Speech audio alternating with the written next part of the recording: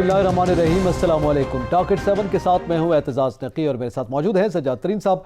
नाज़रीन, आज के प्रोग्राम में हम जिक्र करेंगे कि इसहाक डार साहब ने बरतानवी नशरियाती इदारे को जो इंटरव्यू दिया है और उसमें जो गुफ्तगू हुई है उसके पाकिस्तानी जो इस वक्त सियासत है उससे और फिर जो मौजूदा हुकूमत जो बात कर रही है उनके मामलात जो हैं वो जुड़े हुए हैं और किस हद तक वो मामला जो है वो सामने आ पाया है, कितने इंकशाफात हैं और उस पर काफ़ी गुफ्तगू हो रही है। एक तो इस पर बात करेंगे, इसके साथ साथ हम जिक्र करेंगे कि आज मौलाना फजलुर रहमान और यूसुफ रज़ा गिलानी साहब के दरमियान मुलाकात हुई है, गुज़िश्ता रोज़ जलसा हुआ उस पर भी और आइंदा के लाए अमल के हवाले से भी, और इसके साथ साथ काबीना का भी इजलास हुआ है, उसमें भी कुछ इसी सियासी माहौल के हवाले से गुफ्तगू की गई है, उसका भी जिक्र करेंगे। और फिर आज सुप्रीम कोर्ट ने जो बिलियन ट्री सुनामी केस है वो सुना और उस पर अपने रिमार्क्स पास किए हैं, उसका भी जिक्र करेंगे। सज्जाद तरीन साहब, सबसे पहले तो ये मामला कि इसहाक डार साहब ने जो बरतानवी नशरियाती इदारे को इंटरव्यू दिया, बहुत सी बातें उसमें हुई हैं, वो तो बार बार यही दोहराते रहे जो उनका मौक़िफ़ है कि मियां नवाज शरीफ आइन और कानून की बालादस्ती की बात कर रहे हैं, क्या वो गलत कह रहे हैं। लेकिन बहुत से जो सवालात की बौछार थी उसमें वो ये वजाहतें पेश करते रहे कि मेरी तो पाकिस्तान में एक ही जायदाद है, दीगर जायदादों की जो बात की जा रही है वो उनके बच्चों के हवाले से हैं और वो 17 साल से कारोबार कर रहे हैं। ओवरऑल कैसे देख रहे हैं आप इसको? इसहाक डार साहब का मैं जब आज इंटरव्यू सुन रहा था तो मुझे मोहतरमा बेनज़ीर भुट्टो की एक बात याद आ गई। मोहतरमा बेनज़ीर भुट्टो की जब हुकूमत बतरफ की फ़ारूक खान लग़ारी ने, तो अगले दिन मोहतरमा बेनज़ीर भुट्टो ने वो प्राइम मिनिस्टर के लॉन में ही एक नीचे बैठ के एक प्रेस कॉन्फ्रेंस की। तो उनको जब मैंने ये कहा कि बीबी आप बताएं कि इसके पीछे क्या साजिश थी, क्या वो था, कौन कौन लोग इन्वॉल्व थे, तो उन्होंने ये कहा, नंबर 1 उन्होंने कहा कि मौला अली का एक कौल है कि जिस पर एहसान करो उसके शर से बचो। और दूसरी उन्होंने बात की, जो बड़े लीडर होते हैं वो राज सीनों में लेके कब्र में चले जाते हैं, वो इस तरह नहीं कहते हैं। मैं ये समझता हूँ कि मियां नवाज शरीफ ने जो बातें की गुजरांवाले में और आज इसहाक डार ने जो बातें की, मैं समझता हूँ वो मियां नवाज शरीफ का जो एजेंडा है वो आगे बढ़ा रहे हैं। अब इसहाक डार सब लोग किसी न किसी तरह अपना हिस्सा डालना चाहते हैं जो मियां नवाज शरीफ का एजेंडा है उसमें। इसहाक डार साहब क्योंकि पाकिस्तान में आके जल्सों में वो नहीं कर सकते, अपना खिताब नहीं कर सकते, बात नहीं कर सकते, वो अदालतों का सामना नहीं करना चाहते, तो वहाँ वो प्रेस कॉन्फ्रेंस नहीं कर सकते उस तरह। तो उन्होंने ये अरेंज एक इंटरव्यू किया है और मेरे ख्याल में ये जो इंटरव्यू हुआ है और जिसमें वो जिस तरह गुफ्तगू कर रहे थे और जिस तरह उसके क्वेश्चंस फॉर्मेट किए गए हैं, हम भी बहुत ज़माने से जर्नलिज्म कर रहे हैं, वो मुझे लगता है कि इसहाक डार साहब जो हैं उन्होंने खुद कोई अरेंज कराई है। अच्छा, मुझे ऐसा आप अरेंज इंटरव्यूज़ को करा, ये मैं इसलिए एक उसमें बातें कुछ जो हैं वो अरेंज्ड हैं जो उन्होंने कही हैं।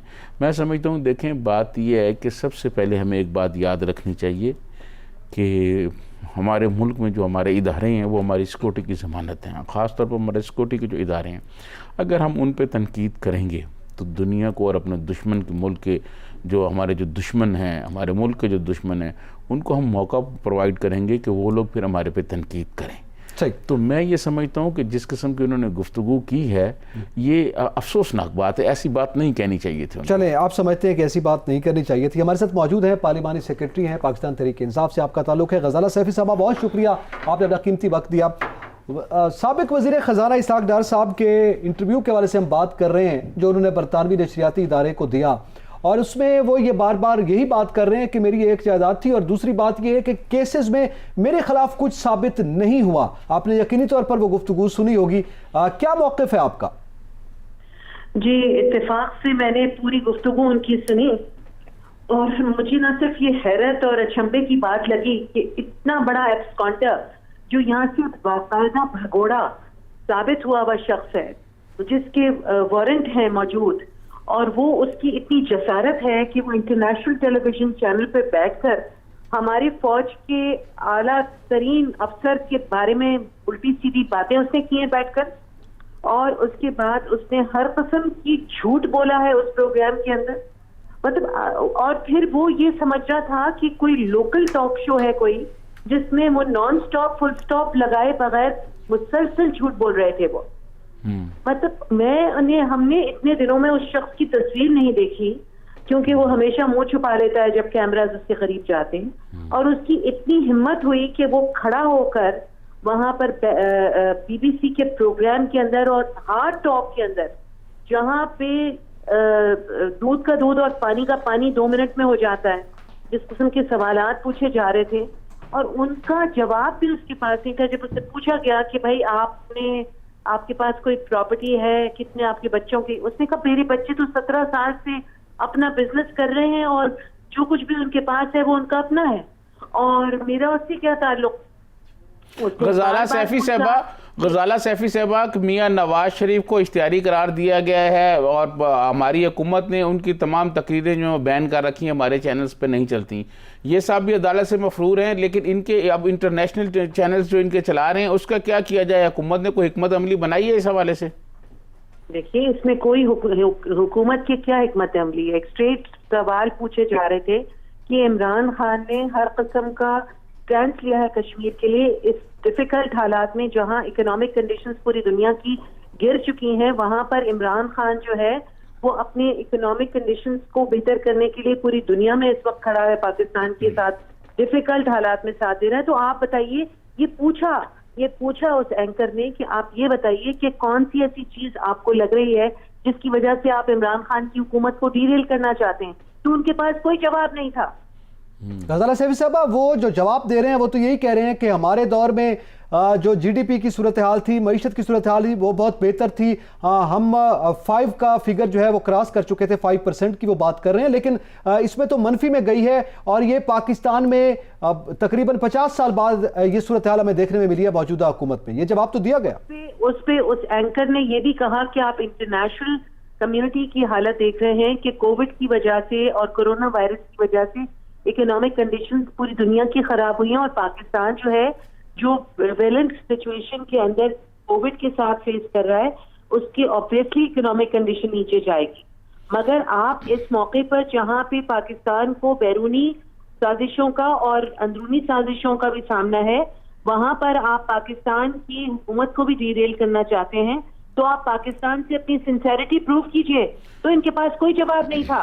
ये इसहाक डार ने जो बातें की हैं जो नकात उसने उठाए हैं, क्या हुकूमत की जानिब से 2-4 वज़रा या हुकूमत की जानिब से कोई और आदमी ये कोई इसके जवाब क्यों नहीं दे रहा? कोई अभी तक सामने क्यों नहीं आया और भरपूर उनका पॉइंट वाइज पॉइंट जवाब क्यों नहीं दिया गया? देखिए, इसलिए क्योंकि ये दुनिया को कुछ चीजों का जवाब देना जरूरी नहीं होता। कुछ चीजें अपने तौर पे खुद जवाब दे देती। जो अंदाज इन्होंने इख्तियार किया झूठ का और जो इन्होंने उल्टी सीधी बातें की हैं बीबीसी के उस प्रोग्राम के अंदर, जहां पे पूरी इंटरनेशनल कम्युनिटी देखती है और पूरी इंटरनेशनल करप्ट, उसने कहा कि आपका जो प्राइम मिनिस्टर है वो एब्सकॉन्डर भी है और करप्ट भी है और कॉन्विक्ट भी है। तो उस सब कुछ तो उसने कहा है इनसे, हर तरह से इनकी जो है चादर तार है, उसके बावजूद ढीठपना और बेगैरती की इंतहा है कि मैं इनकी बेगैरती को सलाम करती हूँ। गजाला सैफी साहबा बहुत शुक्रिया, आपने कीमती वक्ती और हमसे गुफ्तगू की है। ज़ाहिर साहब, ज़ाहिर है गजाला सैफी साहबा अपना मौक़िफ़ दे रही थी, पीटीआई का यही वर्जन है, लेकिन कुछ आप जैसे कह रहे थे कि ये आपको लगता है कि कुछ अरेंज्ड बातें थी, मगर बहुत सी सख्त सवालात भी किए गए।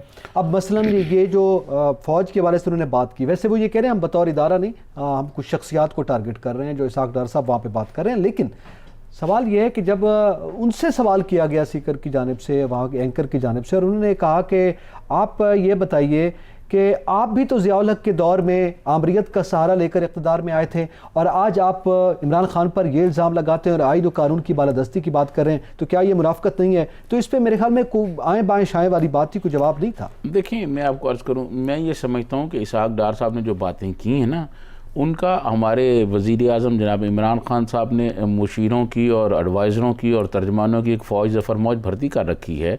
वो सिर्फ ये नहीं कि ट्विटर पे बैठे रहें और ट्विटर पे ही अपनी सियासत चमकाते रहें और अपोजिशन को गालियाँ ही देते रहें। उनका ये काम था। आज वो जो पूरी फ़ौज है उसमें शहजाद अकबर साहब भी शामिल हैं, या सारे लोग बैठे होते, बैठ के इनके दाएं बाएं बाकी तर्जमान होते, शहजाद अकबर साहब होते, ये पॉइंट टू पॉइंट उनके बातों का जवाब देते कि जनाब ये बात उन्होंने जो कही इसका पस मंज़र ये है, ये बात जो उन्होंने कही इदारों के बारे में जो बात की उसका पस मंज़र ये है। तो मैं ये समझता हूँ कि हमारी हुकूमत जो है, पता नहीं इसको कब ख्याल आएगा, फिर हो सकता है कल ये शायद कोई जवाब दें और कल कोई वो हों। देखिए मसला ये है कि इस वक्त जैसे मौलाना फजलुर रहमान साहब की भी आप बात करेंगे, उन्होंने आज कहा कि हुकूमत की रिट नहीं है। रिट क्या होती है जी? रिट यही होती है कि कोई अगर मुल्क के बारे में बात करता है, कोई खिलाफ बात करता है, कोई हंगामा आराई करता है, तो उसको बताया जाए कि यहाँ एक रियासत है। अच्छा, दूसरी बात यह है कि आप 24 घंटे गुजरने के बाद कल आप बैठ जाएंगे और कल आप जवाब देंगे। क्या आपके पास तैयारी नहीं थी? क्या आपको इंटेलिजेंस एजेंसियों ने और दूसरे इदारों ने ये नहीं बताया था कि इसहाक डार ये इंटरव्यू दे रहा है, इसहाक डार ये बातें कर रहा है? उसका जवाब ये नहीं। प्राइम मिनिस्टर को तो हर चीज़ बिफोर द टाइम बताई जाती है। मुझे खुद यूसुफ रज़ा गिलानी साहब ने बताया था जब वो प्राइम मिनिस्टर थे, अभी नाहिल नहीं हुए थे कोर्ट से। उन्होंने कहा मेरे पास रिपोर्ट्स हैं कि इफ्तिखार चौधरी मुझे नाहिल कर देगा। उन्होंने कहा मुझे इंटेलिजेंस एजेंसियों ने बताई हैं, प्राइम मिनिस्टर के थंब के नीचे होती हैं।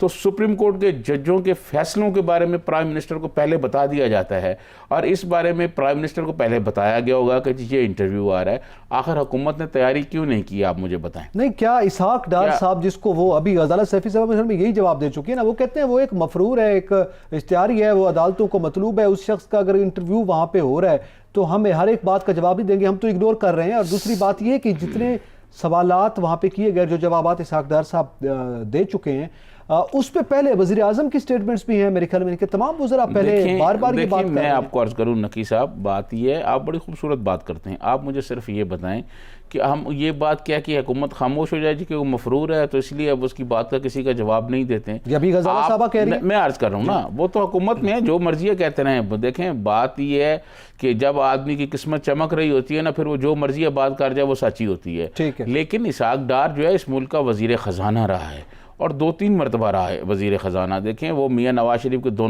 तीनों टर्नर में वज़ीर ख़जाना था।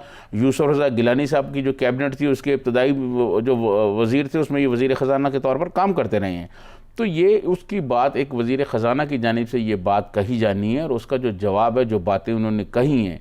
देखें ये हम इस बात पे हुकूमत वाले खुश हों जी, एंकर ने उसको ये कहा आपकी जायदादें हैं, आप मफरूर हैं, आप ज़ियाउल हक। सर उन्होंने जो क्वेश्चन उठाए हैं, उन्होंने जो नकात उठाए हैं, उन नकात का हुकूमत को बाकायदा एक भरपूर जवाब देना चाहिए था।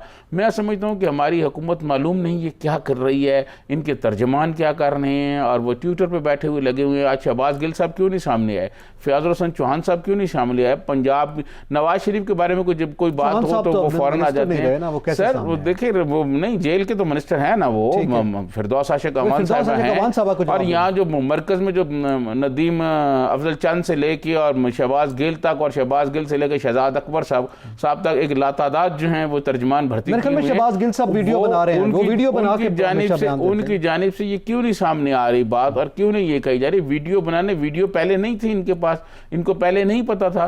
तो मैं समझता हूँ ये एक और उनकी नाहली जो है ना, आप देखिएगा जब भी पाकिस्तान की पॉलिटिकल हिस्ट्री लिखी जाएगी और ये प्राइम मिनिस्टर इमरान खान का दौर लिखा जाएगा तो इनमें नाहलियों की बड़ी बड़ी दास्तानें लिखी जाएंगी, जिसमें एक ये भी होगी। अच्छा, ये एक आप कहते हैं हुकूमती नाहलिया के जवाब नहीं दिया गया। चलें इस पे मजीद भी कुछ सवालात हैं। नाज़रीन यहाँ पे वक्त एक ब्रेक का, हमारे साथ रहिएगा।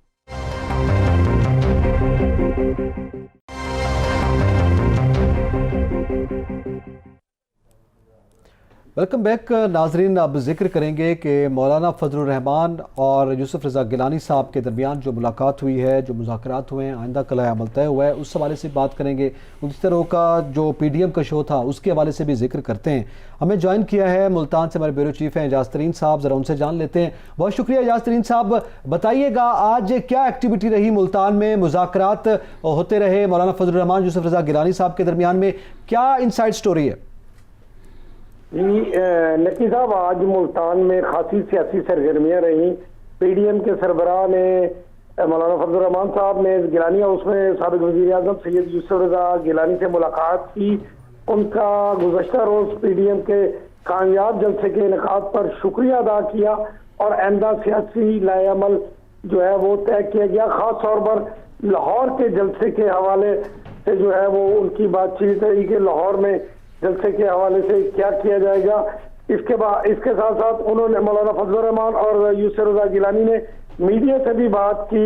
मौलाना फजलुर रहमान का कहना था कि हुकूमत के इक़दाम से ये लग रहा था कि जैसे आमरीत का दौर है, जमहूरियत नहीं है, और उन्होंने मौजूदा हुकूमत को बिल्कुल नाकाम करार दिया। और उन्होंने एहलियान मुल्तान का शुक्रिया भी अदा किया कि इतना कामयाब जलसा हुआ। खास तौर पर पीपल्स पार्टी के रहनुमाओं साबिक वज़ीर आज़म सैयद यूसुफ रज़ा गिलानी का, इसके साथ साथ मौलाना फजलुर रहमान ने सैयद यूसुफ रज़ा गिलानी के साहबजादों की गिरफ्तारी और दीगर PDM के कारकुनों की गिरफ्तारी की भी मजम्मत की। और मौलाना फजलुर रहमान का ये कहना था कि अदालत आलिया ने कारकुनों की रिहाई का ऑर्डर देकर ये साबित कर दिया कि हुकूमत के जो हथकंडे थे गिरफ्तारियों के वो गैर ऐनी और गैर कानूनी थे। इसके साथ साथ मौलाना फजलुर रहमान ने कहा कि अब हमारा रुख जो है वो लाहौर का होगा। लाहौर में जलसे के बाद उनका ये भी कहना था कि 8 दिसंबर को PDM के सरबराही इजलास जो है वो होगा, जिसमें आइंदा के लाहौर के जलसे के बाद जो है वो भी लाएअमल तय किया जाएगा। इजाज तरीन साहब ये बताएं कि 2-3 दिन वहाँ जलसा रहा, गिरफ्तारियां होती रही, बड़ी सियासी सरगर्मी होती रही, जरा इस हवाले से कुछ बताइएगा। जी देखिए, गुज़श्ता जो हफ्ता था पूरा हफ्ता वो PDM के जलसे के हवाले से रहा। और मैं आपको ये बता दूं कि जिला इंतजामिया और पुलिस की तरफ से जो रवैया अख्तियार किया गया, कारकुनों के घरों पर छापे, उनकी गिरफ्तारियां, और पीपल्स पार्टी के जो कारकुन जलसे के इंतजामात कर रहे थे उनकी गिरफ्तारियां की गई। स्टेडियम में पानी लगा दिया गया और PHA को ये हिदायत की गई कि रोजाना की बुनियाद में स्टेडियम में पानी छोड़ा जाए ताकि सर्दी का मौसम है, पीपल्स पार्टी वहां पर जलसा ना कर सके। लाइटें स्टेडियम की उतार ली गई। इसके साथ साथ जो है 4000 से ज्यादा जो है पुलिस एहलकार वो तैनात किए गए।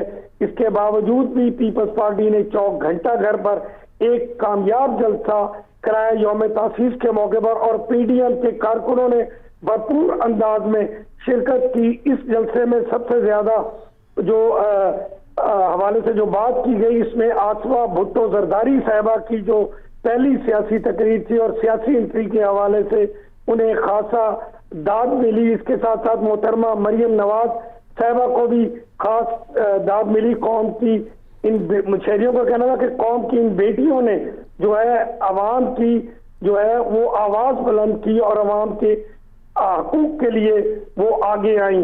खासा जलसा जो है वो कामयाब रहा। आज सेनेटर सिराजुल हक भी मुल्तान में थे, उन्होंने भी PDM के जलसा ना करने पर हुकूमत को तनकीद का निशाना बनाया। सेनेटर सिराजुल हक का कहना था कि हुकूमत जमहूरियत के दावेदार है, उन्हें PDM को जलसे की इजाजत देनी चाहिए थी। इसके साथ साथ उन्होंने कहा कि उम्मत मुसलमान का यह फर्ज है कि वो फलस्तीन को तस्लीम कराने के लिए कोशिशें करें, और कश्मीर के हवाले से भी उन्होंने हुकूमत पर खासी तनकीद की। उनका कहना था कश्मीरियों पर मजालिम ढाए जा रहे हैं, लेकिन हुकूमत की खारजा पॉलिसी कहीं नजर नहीं आ रही। बहुत शुक्रिया इजाज तरीन साहब, आपने अपना वक्त दिया और हमें अपडेट किया है। इजाज तरीन साहब, जाहिर है ये तो मुल्तान के हवाले से गुज़िश्ता रोज़ जो एक्टिविटी थी पूरे वीक की वो बताते रहे हैं। चौक घंटा घर पर PDM का जलसा हो गया। आज जो मुज़ाकरात हुए मौलाना साहब और गिलानी साहब, ज़ाहिर है दोनों बड़ी अहम शख्सियात हैं और वो ये बात कर रहे हैं कि हुकूमत की रीट नहीं है। ज़ाहिर है पहले भी मौलाना साहब ये बात कर रहे हैं और अब भी यही सूरत हाल है, तनकीद कर रहे हैं। लेकिन उन्होंने इस हवाले से खुद आइंदा के लाए अमल के वजह से जो बात की है वो क्या कहा, आप क्या समझते हैं कि कुछ था उनके पास आज के मुज़ाकरात के बाद? मैं आपको अर्ज़ करूँ कि आज कैबिनेट की एक मीटिंग हुई है, उस कैबिनेट मीटिंग में भी कुछ लोगों ने ये क्वेश्चन उठाया है। मेरे ज़ाती इल्म में है, 2-3 मिनिस्टर मेरे दोस्त हैं जिन्होंने मुझे ये कहा कि हमने उस वक्त भी कहा था कि PDM को जलसा करने की इजाज़त दी जाए, पंजाब में मुल्तान में ये करने दी जाए और पंजाब हुकूमत इनको फ्री हैंड दे दे, ये कर लें जलसा। इनको कहा जाए कि कोरोना के लिए जो हिफाजी इकदाम हैं वो किए जाएँ, अमल करें आप। लेकिन कुछ वज़रा ऐसे हैं जिसमें हमारे पिंडी वाले साहब भी हैं जो रेलवे के मिनिस्टर हैं शेख रशीद साहब, उन्होंने भी इस बात की मुखालफत की कि इनको जलसा ना करने दिया जाए। ये मुझे खुद एक नहीं 2 वफाकी वज़रा ने ये बात बताई और तस्दीक की उन्होंने। अच्छा। कि वो इसके हक़ में नहीं थे कि जलसा किया जाए, वो कहते थे कि अपोजिशन को कोई सरगर्मी ना करने दी जाए। अच्छा। लेकिन कुछ वज़रा इसके हक़ में थे कि इनको देखें। मैं आपको अर्ज़ करूँ कि बात यह है कि अपोजिशन के जलसों से कभी हुकूमतें नहीं जाती। हुकूमती जाने के लिए कुछ और तरीक़ाकार होता है, कुछ और क़ुव्वतें साथ होती हैं, और इस वक्त कोई ऐसे इशारे नहीं मिल रहे कि किसी किस्म से उनको कोई हेल्प है अपोजिशन को।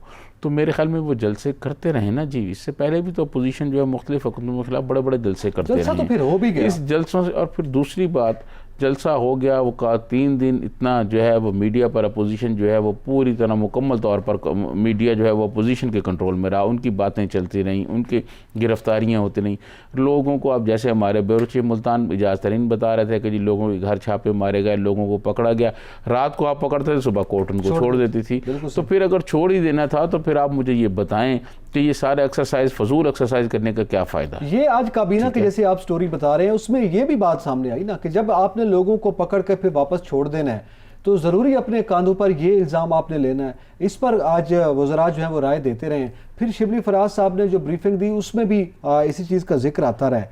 लेकिन ज़्यादातर सब आज कोई और, यानी हम आप काबीना का हवाला दे रहे हैं, उसमें भी अपोजिशन की बात गश्त है। क्या अपोजिशन इतनी मजबूत हो चुकी है, हुकूमत के आसाब पर सवार हो चुकी है, इतना कामयाब जलसा हो गया है PTM का मुल्तान में कि उसको आज काबीना में भी डिस्कस किया गया, वज़रा भी डिस्कस कर रहे हैं, जैसे आपने शुरू में कहा इसहाक डार साहब को भूल कर यही जिक्र हो रहा है? मैं आपको अर्ज़ करूं, हमारे कंटेंट एडिटर हैं हसनैन सैयद, वो कहते हैं दुनिया में दो चीज़ें इंसान के लिए बड़े मसाइल पैदा करती हैं, एक तो खौफ और एक लालच। ये जो खौफ है ना अपोजिशन का, ये हुकूमत पे पूरी तरह सवार हो चुका है। मैं समझता हूँ जिस तरह हुकूमत को हर तरफ से हमायत हासिल है और हुकूमत भी ठीक जा रही है, ये अगर अपनी माशी पॉलिसियाँ ठीक कर लें और आवाम को कोई रिलीफ मिल जाए तो अपोजिशन इनका कुछ नहीं कर सकती। ये जो कुछ हो रहा है और अपोजिशन के खौफ से ये जो काम करते हैं अपनी तरफ से ठीक करते हैं, लेकिन उल्टा इनके गले में पड़ जाता है। ये अपोजिशन को बजाय अपोजिशन के पीछे लगने और तर्जमान सारे जो हैं वो अपोजिशन की बातों का जवाब देने की बजाय ये सारी हुकूमती वज़रा, ख़ुद प्राइम मिनिस्टर इमरान खान जो हैं, ये गरीबों के हालात बेहतर बनाने के लिए कोई पॉलिसी बनाएं और हंगामी बुनियादों पर, जंगी बुनियादों को, और गरीबों को कोई रिलीफ दें। जब गरीबों को रिलीफ मिलेगा तो आप यकीन माने ये अपोजिशन के जलसे और इनकी तकरीरें सुनने वाला कोई नहीं होगा।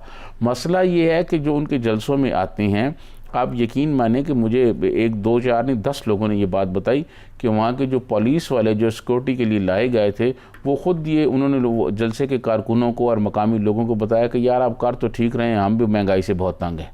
ठीक है, अब ये पुलिस वाले कह रहे हैं आप जब महंगाई कंट्रोल आप करें, आप लोगों को अच्छी पॉलिसी बना कर दें, लोगों की माशी हालत बेहतर बनाए तो कौन जाएगा?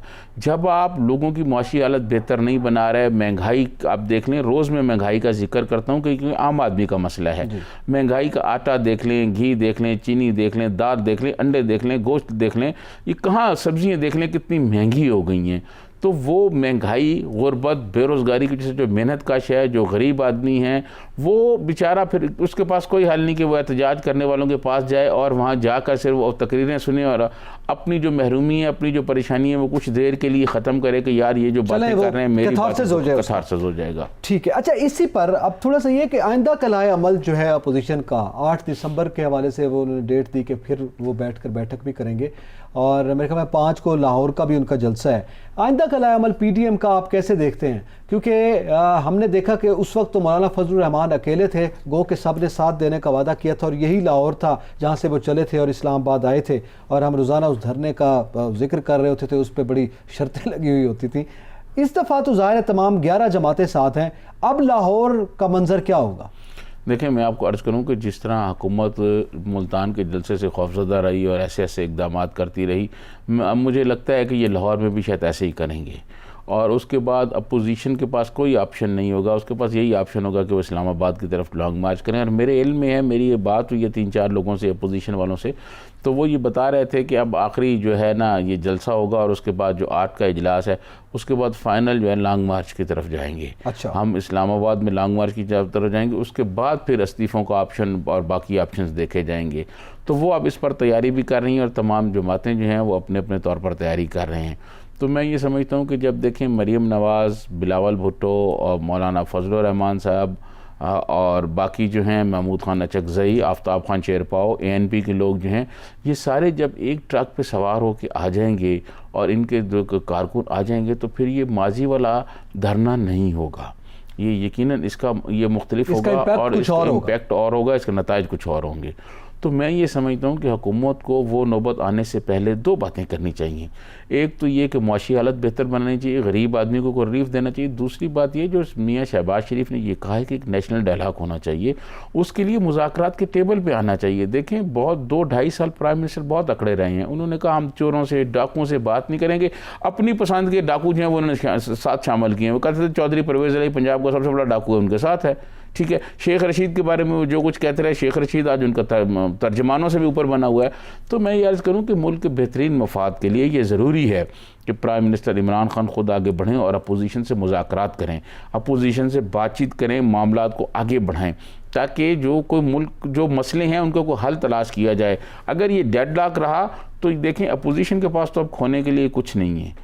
अपोजिशन तो उसका नाम कोई वो है, जो कुछ मुकदमे होने थे, जो जेलों में जाने था, वो एक लंबी लिस्ट है, लोग चले गए हैं, कुछ और जाने वाले भी हैं। यही तो हैरत की बात है ना कि अपोजिशन के पास खोने के लिए कुछ नहीं है, मगर अभी तक उनके आपस में बयानात ही नहीं मिल रहे। बड़ा वाज़े तजाद है। आपने शहबाज शरीफ साहब के जो बयान का जिक्र किया है, वो कह रहे हैं नेशनल डायलॉग होना चाहिए। मौलाना फजलुर रहमान कहते हैं वक्त खत्म हो गया, आप कोई हम इनसे बात करने के लिए तैयार नहीं है, ना इनकी मानने के लिए तैयार है, ना इनसे बात करने के लिए तैयार है। देखिए मैं आपको अर्ज करूं, सवाल ये है कि इनके आपस में नहीं मिल रहे। देखिए मैं आपको अर्ज करूं, अगर हुकूमत जो है, हुकूमत पहले मुज़ाकरात पे आमादा तो हो ना।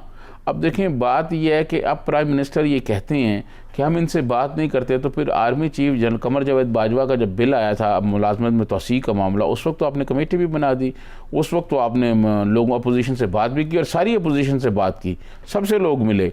तो अब आप ये कह रहे हैं कि जी नहीं, मैं ये समझता हूँ, देखें हुकूमत अगर संजीदा हो उनसे बातचीत करने के लिए कि हम बातचीत करना चाहते हैं, ये इश्यूज़ हैं, इन इश्यूज़ पे आप अपने इश्यूज़ बताएं, ये इश्यूज़ हैं, तो मैं ये समझता हूँ कि अपोजिशन में जो पार्टी हैं वो बहुत जानदीदा लोग हैं। उनमें मौलाना फजलुर रहमान साहब ने जो रद्द-ए-अमल दिया, उनका पहला रद्द-ए-अमल यही आना था। तो ये बात मौलाना साहब ने, sorry to cut you, Maryam Nawaz साहब कह चुकी हैं, आपके इल्म में होगा, वो भी एक इंटरव्यू में ये बात कर चुकी हैं कि हम तो सिलेक्टर से बात करेंगे, हम तो इनसे बात करेंगे। तो है ही नहीं। मैं आपको अर्ज करूं, जब बातचीत होती है, जो एक दूसरे से बैठा जाता है, तो बहुत सारी चीज़ें फिर ठीक हो जाती हैं। देखिए मौलाना फजलुर रहमान साहब वो हैं ना जिन्होंने ये कहा था कि जी हलफ ही ना उठाया जाए, लेकिन उस वक्त भी ये मुस्लिम लीग नून वाले भी मान गए थे कि हलफ नहीं उठाते, लेकिन सदर आसफ अली जरदारी साहब जो हैं वो आए और उन्होंने बातचीत की। उन्होंने कहा नहीं, पीपल्स पार्टी ने कहा कि हमें जमहूरियत को बचाना है, हमें पार्लियामेंट के अंदर बात करनी है और पार्लियामेंट के अंदर रहकर मसलों को हल करना है। बदकिस्मती से ये 2-2.5 साल के दौरान आपने देखा होगा, आपने पहली पार्लियामेंट्स भी देखी हैं, गिलानी साहब वाली पार्लियामेंट्स भी आपने देखी हैं, मियाँ नवाज शरीफ वाली भी देखी। इस हुकूमत ने आके पार्लियामेंट की तौकीर को कम किया है। पार्लियामेंट ना तो पार्लियामेंट में कोई मामला डिस्कस होता है, ना पार्लियामेंट में कोई इशू बात होती है। सिर्फ ये होता है कि अपोजिशन वाले चले जाएं, वो हुकूमत पर कोई तनकीद कर दें, तो 2-4 वज़रा हैं जिनकी ड्यूटी ये है कि जनाब वो अपोजिशन को पढ़ जाते हैं और उसके बाद माहौल ख़राब हो जाता है। देखें हाउस को चलाना, एजेंडे को चलाना, हाउस की कार्रवाई को चलाना, ये हुकूमत की ज़िम्मेदारी होती है कि किसी किस्म का कोई ऐसे इख्तलाफ ना हो, कोई बदमज़गी ना पैदा हो, कोई माहौल ख़राब ना हो और अपोजिशन से बातचीत करके आगे चला जाए। लेकिन ये जो मौजूदा हुकूमत है और प्राइम मिनिस्टर इमरान खान के जो वज़रा हैं, ये तो जब तकरीर करने के लिए खड़े होते हैं, आपने देखा होगा असम्बली में, जो तो ऐसे लगता है कि जैसे घर से वो लड़ने के लिए आए हुए हैं। अल्फाज की जगह ऐसे लग रहा होता है जैसे वो अल्फाज के जुमले नहीं अपने मुंह से निकालने, कोई बारूद निकाल रहे हैं। और उसके बाद अपोजिशन से ये तवक्को रखें कि अपोजिशन को बात करेगी। मैं समझता हूँ पार्लियामेंट के अंदर भी जमा हो सकते हैं, पार्लियामेंट के अंदर भी बात हो सकती है, पार्लियामेंट के बाहर भी बात हो सकती है। हुकूमत अगर तैयार हो तो अपोजिशन वाले जो है पीडीएम वाले, वो मौलाना फजलुर रहमान को भी राजी कर लेंगे, बाकी भी कर लेंगे। वो शहबाज शरीफ का नेशनल डायलॉग जो है, बात यह है कि मामलात अगर कोई हैं तो मुज़ाकरात के जरिए उनको हल किया जाए। जी, मामलात हैं तो मुज़ाकरात के जरिए हल किए जाएं और इसके बाद कुछ दीगर अहम मामलात भी हैं, उसका भी जिक्र करेंगे। ब्रेक के बाद हमारे साथ रहिए।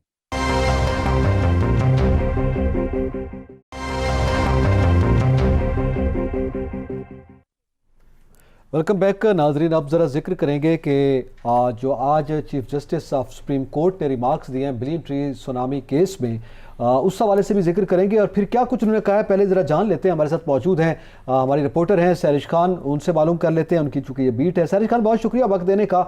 बताइएगा क्या कुछ, किस नौइयत के रिमार्क्स सामने आते रहे चीफ जस्टिस की जानिब से और क्या कुछ कहा जाता रहा दूसरी जानिब से? जी, एतजाज सुप्रीम कोर्ट में आज ये दरियाओं और नहरों के किनारों पर शजरकारी के हवाले से केस की समाअत हुई थी और चीफ जस्टिस की सरबराही में अदालत उज़्मा के कायम 3 रुकनी बेंच ने इस केस की समाअत की थी और जॉइंट समाअत अदालत ने 10 बिलियन ट्री सुनामी का जो मामला था उसके ऊपर नोटिस लिया और फौरी तौर पर समाअत के आगाज पर ही सेक्रेटरी मौसमियाती तब्दीली को तलब किया और चीफ जस्टिस का ये हुक्म था कि तमाम तर रिकॉर्ड लेकर ये सेक्रेटरी जो है वो अदालत में पेश हों।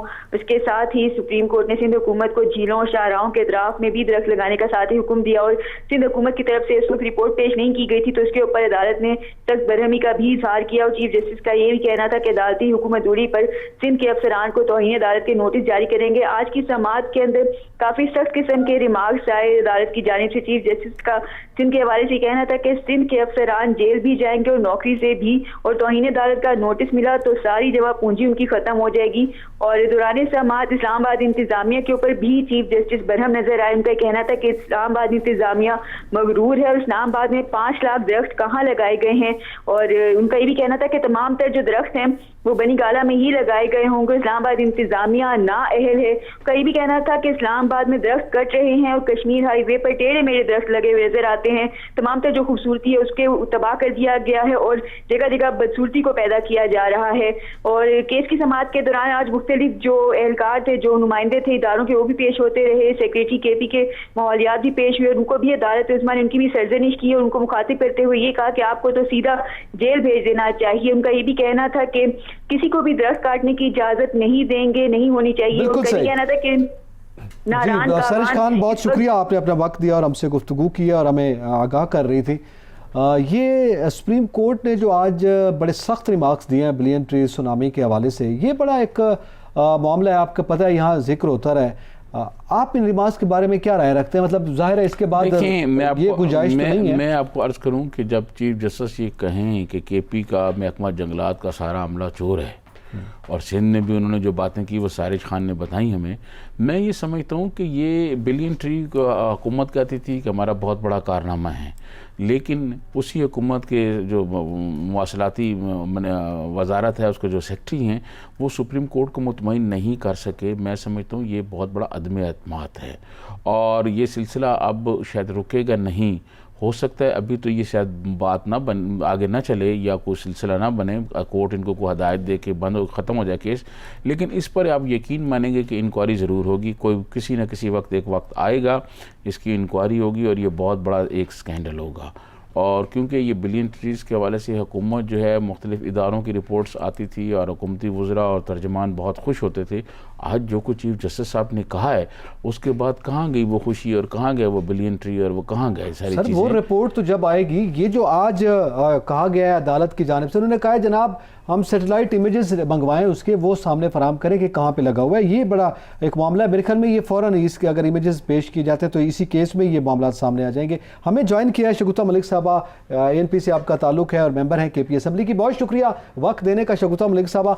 आज सुप्रीम कोर्ट ने भी वो रिमार्क्स दे दिए हैं जो कि बिलियन ट्री सुनामी के हवाले से सामने आते रहे। क्या वजह है कि इस पे अपोजिशन में उस शब्द मदद से बात नहीं की गई जितनी फॉरेन फंडिंग केस के हवाले से बात की जाती है, हालांकि ये तो उससे बड़ा मामला है।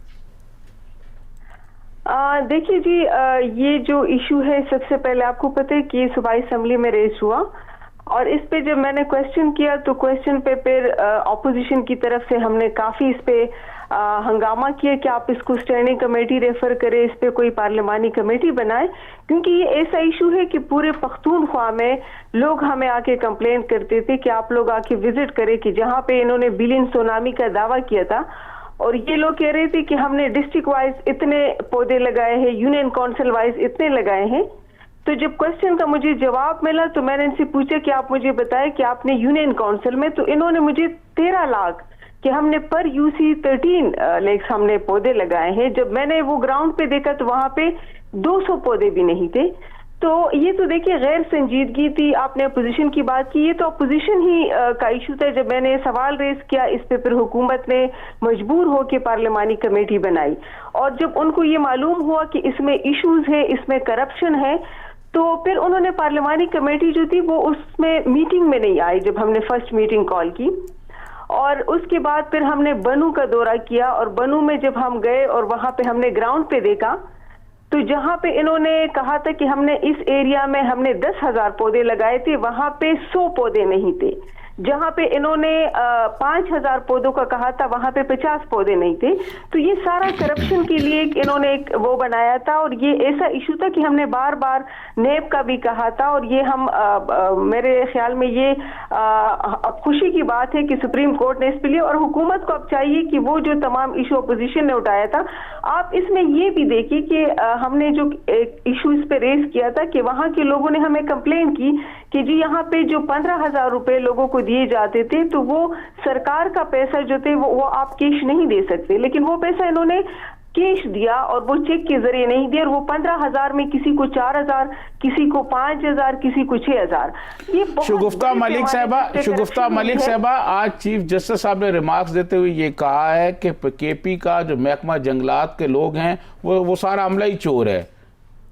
देखिए, तो यही बात तो हम कह रहे थे पार्लियामान में जब ये इशू रेज हुआ, और जब इनको हमने कहा कि आपने पार्लियामानी कमेटी बनाई तो आप इसमें मीटिंग तो करें। 1 महीने का टाइम था, इन्होंने ना मीटिंग की, ना हमारे साथ कोई ऑफिशियल विजिट की। हमने ऑपोजिशन ने, दुरानी साहब हमारे साथ थे, और हमने मिलकर ऑपोजिशन ने हमने एक विजिट की, और वहां पे लोगों ने हमें, आप यकीन करें अभी तक मुझे डिस्ट्रिक्ट से, मर्दान से, एबटाबाद से लोग कॉल करते कि आप जी विजिट करें, और आप यहाँ पे देखिए कि कितने बड़े पैमाने पे करप्शन, और पीटीआई के लोगों को जिस तरीके से इन्होंने ये दिए हैं, तो वो रिकॉर्ड हमारे पास मौजूद था। तो अब तो सुप्रीम कोर्ट ने बात की है, और इससे पहले हम बार बार ये बात करते थे कि इसमें बहुत बड़े पैमाने पे करप्शन है। लेकिन शगुफ्ता साहिबा, जब मामलात पार्लियामेंट में और असेंबलियों में हल ना हो और कोर्ट में आ जाएं, तो क्या ये सियासतदानों की नाकामी नहीं है? देखिए जी, पार्लियामान सुप्रीम है, और आपको पता है कि पार्लियामान में जब इशू रेस होता है तो मेरे ख्याल में अगर ये जमहूरी लोग हैं, अगर ये जमहूरियत और अवाम के वोट से आए होते, तो मेरे ख्याल में इसको पार्लियामान का वो जो इन्होंने कमेटी बनाई थी, और उस पे अपोजिशन इनके साथ सारे वो मुत्तफिक थे कि आप लोग कमेटी में देखिए कि कहाँ पे इश्यूज है, फ्लॉज है। लेकिन आप देखिए कि ये हुकूमत जमहूरी नहीं है, ये हुकूमत अवामी नहीं है, तो जाहिर बात है पार्लियामान कभी भी कमजोर नहीं रहा। पार्लियामान में जब नुमाइंदा उठ के बात करता है तो उनको संजीदगी से लिया जाता था। ये हम पहली असेंबली खैबर पख्तूनख्वा की मैं बात करूंगी क्योंकि मैं वहां पे मेंबर हूं। मैं पहली दफा देख रही हूँ कि असेंबली में इशू रेज होता है और मेंबरान जो सिटिंग मिनिस्टर्स होते हैं वो उस दिन गायब हो जाते हैं। जिस दिन हम बिलियन सुनामी पे बात करते हैं उनके मिनिस्टर उस दिन एब्सेंट हो जाते थे, उस दिन बात भी नहीं कर पाते। बहुत शुक्रिया शगुफ्ता मलिक साहब, आपने वक्त दिया और हमसे गुफ्तगू की। तरीन साहब, ये बड़ा आपने ज़बरदस्त ये क्वेश्चन रेज़ किया कि ये सियासतदानों की मजबूरी तौर पर एक नाकामी होती है कि अदालतों में ये मामलात आ जाएं, लेकिन अदालत में भी मामलात आते हैं। ये रिमार्क्स आपको पता है मुख्तलिफ केसेस में सख्त रिमार्क्स चीफ जस्टिस साहबान की जानिब से सामने आते हैं, लेकिन मामलात फिर खामोश हो जाते हैं, कोई बड़ी बात नहीं आती। अब सेटेलाइट इमेजेस उन्होंने मंगवा लिए, उसके बाद इन रिमार्क्स से लग रहा है कि सूरत हाल क्या है, मगर उसके बाद मेरे ख्याल में तो वही मामला रहेगा। जैसे आप शुगर कमीशन की बात करते हैं, जैसे आप आटा स्कैंडल की बात करते हैं, उसी नौयत का ये भी मामला। देखिए, मैं आपको अर्ज़ करूं कि जो आइन में दिया हुआ तरीक़ाकार है, जो आइन में अख्तियारात मौजूद हैं हर इदारे के अपने अपने, उसमें सबसे सुप्रीम जो है वो पार्लियामेंट है। पार्लियामेंट में अवाम के नुमाइंदे बैठे हुए हैं। सुप्रीम कोर्ट किसी कानून को कलअदम तो करार दे सकती है, कोई आइन नहीं बना सकती। आइन जो है वो पार्लियामेंट बनाती है। बिल्कुल सही।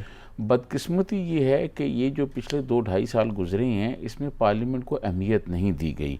मैं समझता हूँ ये सिर्फ किसी एक जमात की नहीं, ये पूरे जो हमारा जो सियासी तबका है, जो पार्लियामेंट में जमातें बैठी हुई, ये उनकी नाकामी है कि पार्लियामेंट के अंदर ऐसा माहौल नहीं पैदा हो सका कि जिससे पार्लियामेंट के मामला जो हैं वो पार्लियामेंट में डिस्कस किए जाए और वहीं हल किए जाएं। वो तो कह रहे हैं हुकूमत की जिम्मेदारी है कि वो जवाब मिनिस्टर नहीं बैठेगा तो मैं यही अर्ज़ करूँ ना कि जब मामलात उस तरह नहीं होते जो बताए जा रहे होते हैं, बिलियन ट्रीज के बारे में जो कुछ आज सुप्रीम कोर्ट के चीफ जस्टिस साहब ने कहा और जो कुछ शगुफ्ता मलिक हमें बता रही थी, इससे तो लगता है ना कि कुछ मामलात ख़राब हैं।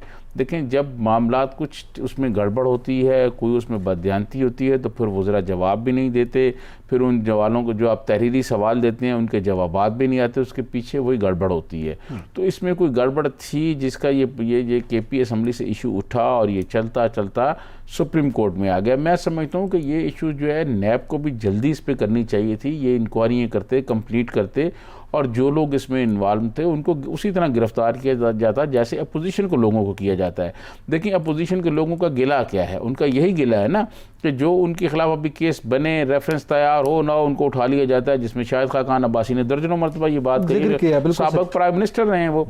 इसी तरह और हैं मुल्क का साबिक सदर जो है आसफ अली जरदारी साहब, वो अंदर रहे हैं, उनकी बहन अंदर रही है, खुर्शीद शाह साहब अंदर हैं, कितने बेशुमार लोग हैं जो इस वक्त अंदर हैं। तो मैं ये समझता हूँ कि ये अब नैब को जो है ना, ये थोड़ा सा अब हुकूमत की तरफ भी देखना चाहिए कि ये 2-2.5 साल में मामलात अदालतों में जिस तरह आ रहे हैं और जिस तरह अदालतों में चीज़ें डिस्कस हो रही हैं और रिमार्क्स आ रहे हैं, ये हुकूमत के लिए कोई नेक नामी नहीं है। तो ये भी तो रवैया, ये तो बड़ा अजीब रवैया हमें देखने में मिला है कि सलीम मांडवीवाला साहब ने फिर जो बातें की वो आपके सामने हैं, उस पर भी कभी डिटेल डिस्कशन आप फरमाएंगे, लेकिन ये है कि उसके बाद जाके उनको वजाहत देना पड़ी, वो जाके उनको लेटर लिख रहे हैं। देखें, मैं आपको अर्ज़ करूँ, बात यह है कि नैब के बारे में आपको याद है जस्टिस आसफ सईद खोसा साहब जो चीफ जस्टिस थे, उन्होंने ये कहा था कि हम बतौर इदारा ये समझते हैं कि नैब को पॉलिटिकल इंजीनियरिंग के लिए इस्तेमाल किया जा रहा है। ठीक है। मैं समझता हूँ आज हम 2020 में बैठे हुए हैं, ये 90 की दिहाई 90 का अशरा नहीं है, हमें ऐसा नहीं करना चाहिए। अगर कोई एहतसाब करना है तो फिर सबका होना चाहिए और शफाफ एहतसाब होना चाहिए। आप देख लें, इसाक डार की हम बातें कर रहे थे, कल जो मरीम नवाज साहबा ने जो बातें की ऑन एयर आपने सुनी, उन्होंने भी देखे ना, कुछ लोगों के नाम लेके कहा, कुछ लोगों के नाम लेके उन्होंने कहा जी कि फलां साहब के पास पैसे कहाँ से आए, फलां नारा ये लगाएं। तो फिर अगर आपने एहतसाब करना है तो सबका किया जाए, जो आदमी तनख्वाह लेता है वो जवाबदेह भी हो। सर जाते जाते एक सवाल मैं भी ये रखूँ कि ये जो जनाजा लाहौर में हुआ था खादिम रिजवी साहब का, एक बड़ा था मीनार पाकिस्तान पे, अपोजिशन ने क्या मीनार पाकिस्तान को उतना भर पाएगी? देखें, एक सवाल आया स्पेशल, तो मैंने कहा आपसे। देखिए मैं आपको अर्ज़ करूं, ये बात बिल्कुल ठीक है कि अपोजिशन जो है वो अपोजिशन जो है एक पॉलिटिकल नज़रियात, पॉलिटिकल सोच और पॉलिटिकल लीडरशिप एक अलहदा फंक्शंस और प्रोग्राम करती है। मजहबी जो लगाव है वो एक अलहदा होता है, ऐसी कोई बात नहीं है। इससे पहले आपको याद है कि मोहतरमा बेनज़ीर भुट्टो 10 अप्रैल 1986 को जब आई थी, तो इस जो मजहबी रहनुमा का जनाजा वो इससे बड़ा वहाँ वो था, लोगों का इज्तिमा था, और इससे बड़े बड़े होते रहते हैं। ये तो चलता रहता है, कभी ये चलता रहेगा, वो भी होगा, ये भी चलता रहता है और ये भी है, और ये हमारा प्रोग्राम भी चल रहा है, इस पर मजीद भी गुफ्तगू होती रहेगी। एतजाज़ नकीर से जातरीन को इजाज़त, अल्लाह हाफ़िज़।